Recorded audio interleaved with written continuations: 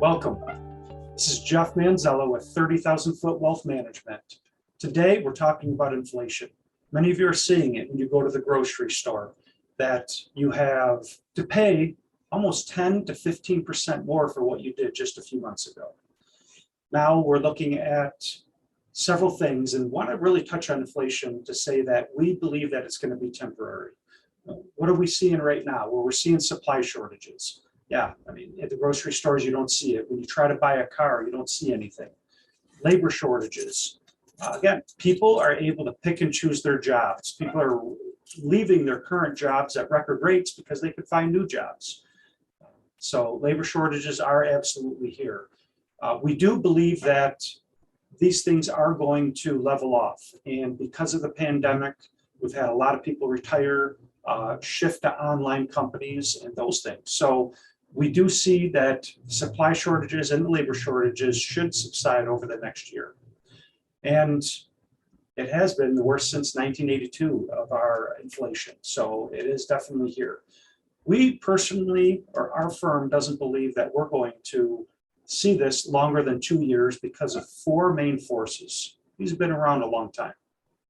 Number one is globalization. Back in the 80s, everything went to Mexico. And for the last 20 years, it's been going to China. And now it seems like it's going to Vietnam and different countries. Well, globalization is what country can manufacture the things the cheapest. They're going to get the business. So it may not be us manufacturing everything. Well, that globalization was stalled over the last year and a half to 2 years with the coronavirus, as trade wasn't as easy.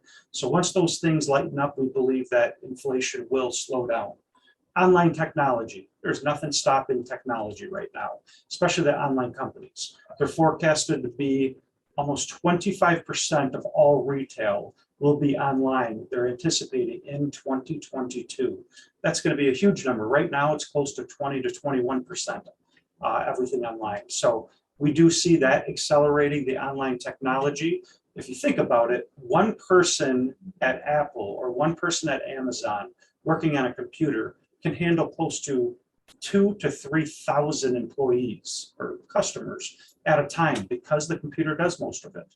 Where you have a restaurant, one employee can only handle about 4 tables. So pretty big advantage being online with everybody shifting there. Number 3 is no more stimulus. We're anticipating that we are not going to see too much more stimulus this year.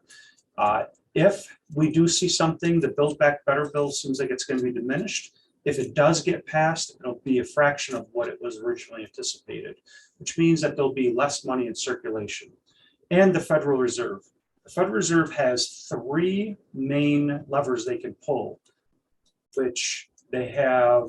Number one is they have been purchasing securities in and mortgages along with T-bills to keep the interest rates low.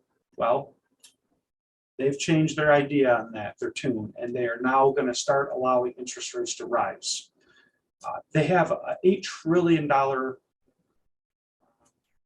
balance sheet, which they're going to start unloading, which will be another deflationary pressure. And then lastly is they can raise interest rates, the short-term Fed rates, which in the long run will end up slowing down inflation.